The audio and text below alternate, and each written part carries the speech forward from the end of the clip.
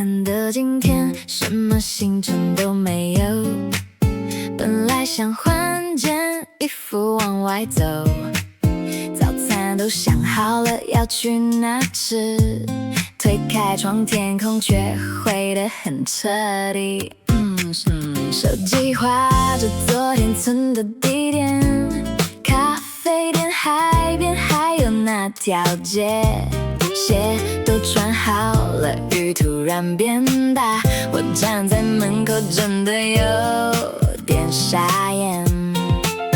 滴答滴答敲着我的窗，约定行李越来越慌，我只是想出去晃一晃，老天今天偏不让，雨到底还要下多久？我的假期快被你没收，想吹吹风，想到处走走，不想整天困在房间里头。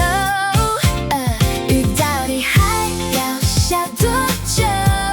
拜托天空给我个出口，等一片云慢慢飘走，我要把今天还给自由。